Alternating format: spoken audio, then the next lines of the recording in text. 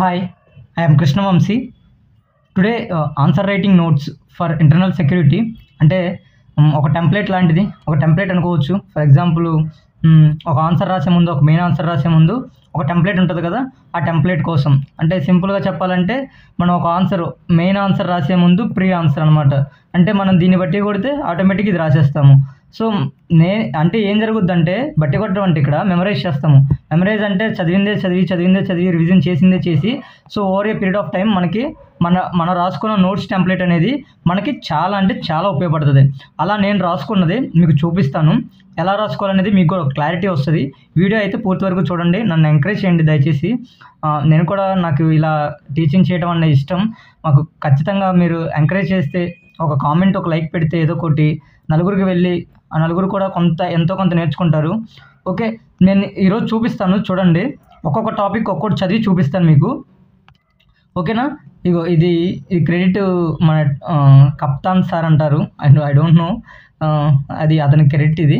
Okay, అతను చేశారు ఇది. సో ఇక్కడ చూడండి, ఒక్కొక్క టాపిక్ ఒక్కోలా ఉంటుంది.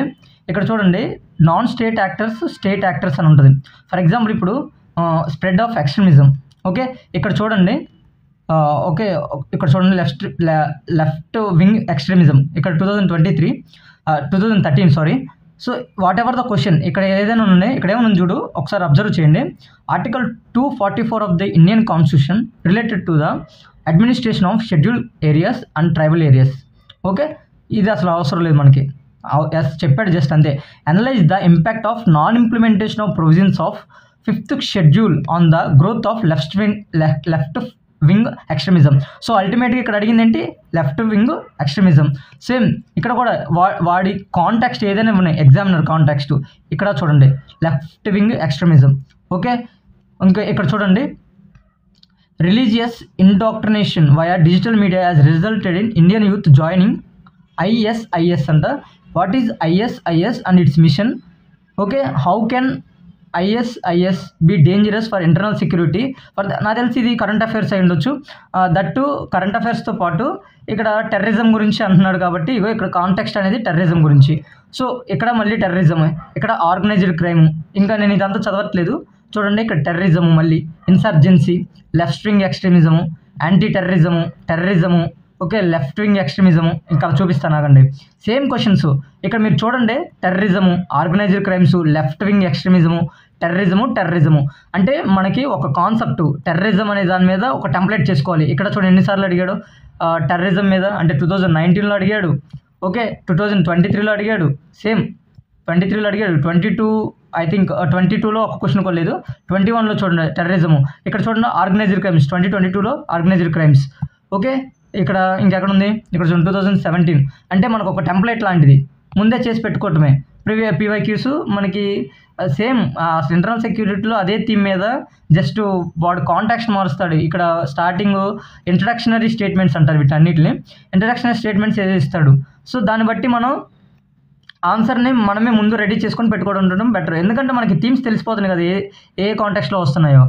ఓకే, ఇక్కడ చూడండి, ఇది role of external state and non state actors creating internal security challenges.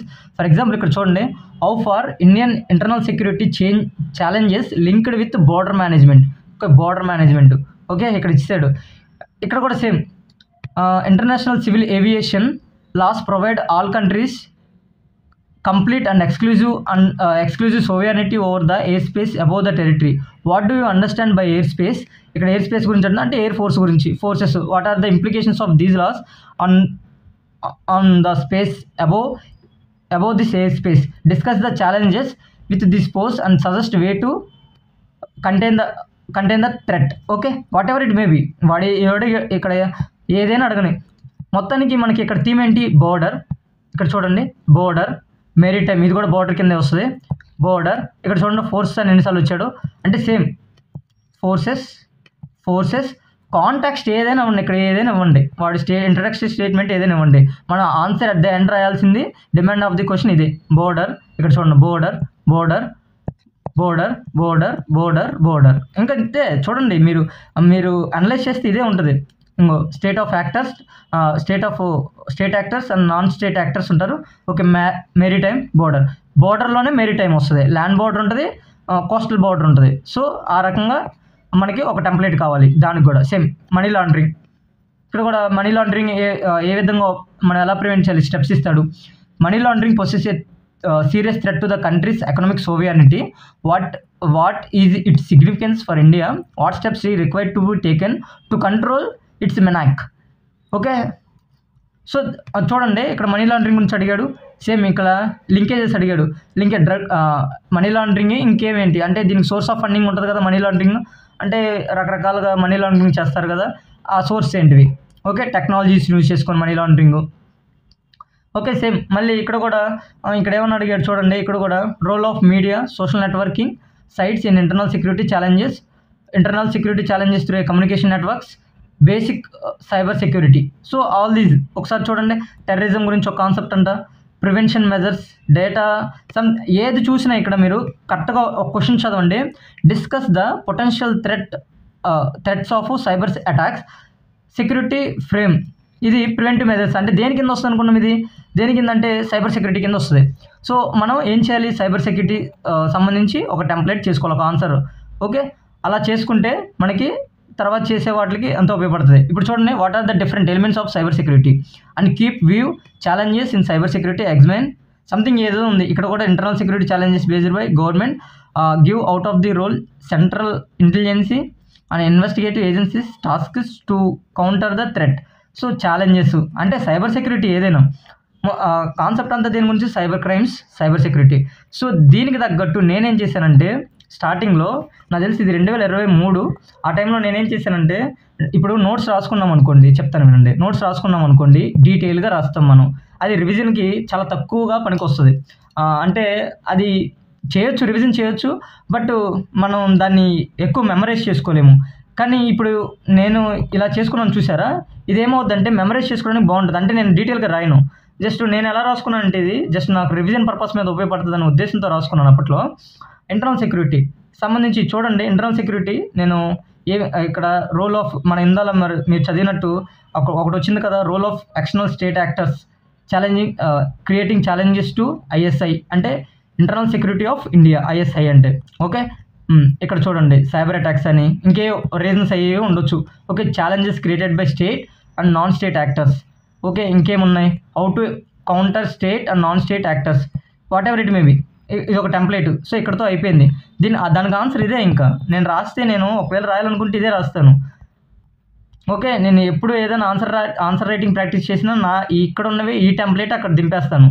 ఎందుకంటే ఆల్రెడీ నేను చదివి ఉన్నప్పుడు నాకు మైండ్లో మెమరైజ్ అయిపోద్ది. ఈ యూపీఎస్సీ అంతా మెమరైజ్ చేసుకోవటమేనా, ఇక దాని మించి వేరే చేయలేము. ఇందాక మీరు చదివినట్టు organised crimes. So organised crimes దీంట్లో టైప్స్ ఏంటి, దాని నుంచి వచ్చే factors helping the growth of cyber crimes ఏంటి, ఓకే, ఇంకా ప్రాబ్లమ్స్ ఏంటి, ఓకే, ఛాలెంజెస్, ప్రాబ్లమ్స్, సజెషన్స్ ఏంటి. ఇక్కడతో ఇది అయిపోయింది. తర్వాత దానికి లింకేజ్. ఇప్పుడు సైబర్ క్రైమ్ ఒక్కటే ఉంటుంది కదా, సైబర్ క్రైమ్తో అది సైబర్ ఆర్గనైజ్డ్ క్రైమ్తో పాటు చాలా ఉంటాయి కదా. ఇప్పుడు ఆర్గనైజ్డ్ క్రైమ్ అంటే లింకేజ్ విత్ టెర్రరిజం. సో ఇందాక మనం లింకేజ్ చేసి ఇందాక చూసే ఉంటాం కదా, దాంట్లో చూడండి ఒక లూప్ అనమాట. ఆర్గనైజ్డ్ క్రైమ్ అంటే illegal money laundering, terror financing, terrorism. So ఇది లింకేజ్. ఓకే, ఇక్కడ నేను టెర్రరిజం అని రాసుకున్నాను ఆల్రెడీ. ఓకే, నీకు ఇందాక ఎన్నిసార్లు చూపించాను చూశారు కదా టెర్రరిజం గురించి. ఇప్పుడు నక్సలిజం, దీన్ని నేను లెఫ్ట్ వింగ్ ఎక్స్ట్రీమిజం అంటారు. సో దీని గురించి ఒక టెంప్లెట్ ఇక్కడ రాసిన చూడండి, ఒక టెంప్లెట్ అనమాట. అంటే what are the roles factors played by any context. Okay, social factor, economic factor, developmental factor. Okay, emergency issues ఏంటి, మేబీ ఇవి దాన్ని ఏమంటారు కరెంట్ అఫైర్స్కి రిలేటెడ్గా ఉండకపోవచ్చు. బట్ ఎనీవే ఏమవుద్దంటే మనం కరెంట్ అఫైర్స్కి యాడ్ చేసుకోవచ్చు. ఇక్కడ ఒక పేజ్ అతికించుకోవటమో లేదంటే ఇంక పేపర్ యాడ్ చేసుకొని కరెంట్ అఫైర్స్ పెట్టుకోవటమే. ఓకే, నేను ఇలా రాసుకున్నాను. Security to tackle the naxalisation. Okay, same ఒక థీమ్ అనుకోండి. ఇది కూడా ఒక టెర్రరిజం. ఇందాక మీరు అన్నిసార్లు చదివారు కదా, what are the causes of terrorism. Okay, linkage and nexus, measures required to control. Okay, control terror financing ఇందాక ఇక్కడ ఒక లూప్ చూపించాను కదా, లింకేజెస్ బిట్వీన్ ఆర్గనైజ్డ్ క్రైమ్స్, ఇది ఆర్గనైజ్డ్ క్రైమ్స్, టెర్రరిజం. సో అదే నేను ఇక్కడ చేశాను టెర్రరిజం దాంట్లో. Okay, central financing and strengthening, what are the way forward అనమాట. ఇది ఏమేం చేయాలి, ఫ్యూచర్ యాక్షన్స్, స్టెప్స్ టేకెన్, అసలు ఏం తీసుకున్నారు ఇప్పటి వరకు, డ్రాబ్యాక్స్ ఏంటి, ఇంటెలిజెన్సీ ఇన్ఫ్రాస్ట్రక్చర్ డ్రాబ్యాక్స్ ఏంటి. సో అది ఇందాక చూశారు కదా. ఇంకో థీమ్ ఏంటి, border management. Same border management ఏమేమి ఉన్నాయి, what are the factors played, coastal security, border మేనేజ్మెంట్లో కోస్టల్ సెక్యూరిటీ ఒకటి కదా. తర్వాత steps to ensure maritime security, same maritime సంబంధించింది ఇది. తర్వాత ప్రొసీజరల్, తర్వాత maritime security challenges, significance of the border management, ఎందుకు బోర్డర్ మేనేజ్మెంట్ చేయాలి, challenges in border management. Okay, poor border management అంటే ఇది ల్యాండ్ బోర్డర్ కింద వస్తుంది, మెరిటైమ్ కాకుండా. వాట్ షుడ్ బి డన్, మనం ఏం చేసాము, గవర్నమెంట్ ఇనిషియేటివ్స్ ఏంటి. ఓకే, ఇది కొన్ని ఇనిషియేటివ్స్ ఇవి. ఓకే, ఇంకేమున్నాయి చూడండి. ఇన్సర్జెన్సీ, ఇది ఒకసారి అడిగినట్టున్నాడు. ఇన్సర్జెన్సీ, నార్త్ ఈస్ట్ ఇన్సర్జెన్సీ చాలా ఇంపార్టెంట్. ఇది దీని గురించి నేను ఎక్కువ రాసుకోలేదు, ఎందుకంటే నేను ఎంత చదివినా కానీ ఇది మర్చిపోతున్నాను. ఇంకా అందుకే నేను కూడా దీని గురించి ఎక్కువ పట్టించుకోలేదు. దట్టు చాలా తక్కువ సార్లు కూడా అడిగారు పివైక్యూస్లో, బట్ ఇంపార్టెంట్ కానీ అది. మనీ లాండరింగ్ మోస్ట్ ఇంపార్టెంట్, ఎన్నిసార్లు నేను అడుగుతాడు ఇది. Same template, methods used to launder money, ఎలా చేస్తారు, ఇగో ఇవన్నీ హవాలా అని, షెల్ కంపెనీస్ అని. ఇప్పుడు దీన్ని ఎలా ప్రివెంట్ చేయాలి, నేను ఇక్కడ చూడండి బోల్డ్ అండ్ సోర్స్ ఉండే methods used to launder the money. చాలా నాకు తెలిసి మీకు చాలామంది తెలిసి ఉండొచ్చు, మనీ ఎలా డ్రా చేస్తారు అంటే బ్లాక్ మనీ నుంచి వైట్ మనీకి ఎలా కన్వర్ట్ చేస్తారు అనేది బోల్డ్ అండ్ మెథడ్స్ ఉన్నాయి. కానీ నేను గుర్తుపెట్టుకునే మాత్రమే రాశాను ఇక్కడ, హవాలా అని, షెల్ కంపెనీస్ అని, స్మర్ఫింగ్ అని సంథింగ్. అంటే నాకు ఏవైతే రాయాలో 3 పాయింట్స్ రాస్తే సరిపోద్ది కదా, 3 ఇంపార్టెంట్ పాయింట్స్ రాస్తే సరిపోద్ది. ఆ విధంగా అంటే మొత్తం 150 వర్డ్స్ వచ్చే విధంగా రాసుకున్నాను, అంతే సింపుల్. ఇంకా అంతకంటే తక్కువే రాసుకుంటాను, ఎందుకంటే నేను ఇది కంప్లీట్గా మెమరైజ్ చేసి రాసేయాలి అక్కడ. Okay, measures for prevention of money laundering, అసలు మెజర్స్ ఏంటి. ఓకే, ఇక్కడ ఇంపాక్ట్స్ ఆఫ్ మనీ లాండరింగ్ అని, ఇక్కడ సోషల్ ఇంపాక్ట్స్, పొలిటికల్ ఇంపాక్ట్స్ రాశాను. ఓకే, సైబర్ సెక్యూరిటీ, ఇందాక మీరు చూసినట్టు cyber security. Okay, cyber security, cyber crimes, cyber space.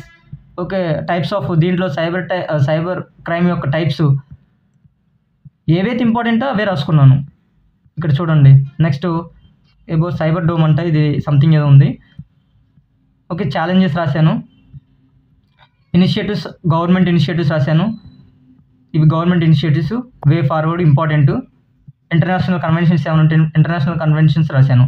So అల్టిమేట్గా నేను చెప్పేది ఏంటంటే ఇది ఒక టెంప్లెట్. ఓకే, ఒక ఆన్సర్ రాయాలంటే ముందు మనకు ఒక బ్రాడ్ స్ట్రక్చర్ అనేది ఆ టైంలో రానప్పుడు మనం ఆల్రెడీ రాసి పెట్టుకున్నది మన చేతిలో ఉంటే రాయగలుగుతాం. సో ఈ టైప్ ఆఫ్ టెక్నిక్ అనేది కొన్ని రోజుల తర్వాత అర్థమైంది. సో నేను ఆ విధంగా అందుకే నోట్స్ రాసుకున్నాను ఆ టైంలో. మీకు హెల్ప్ అయింది అనుకుంటున్నాను. ఇది నాకు చూసి మీరు కాపీ కొట్టుకుని మీకు ఓన్గా రాసుకోండి, అందుకే నేను ఈ పీడిఎఫ్ కూడా ఎక్కడ పెట్టను. ఓకే, మీకు ఓన్గా రాసుకోండి, just take a reference it, అంతే, అంతమించి ఏం చేయకండి. ఓకేనా. Okay, all the best. నన్ను కొంచెం ఎంకరేజ్ చేస్తానండి. Thank you so much for watching.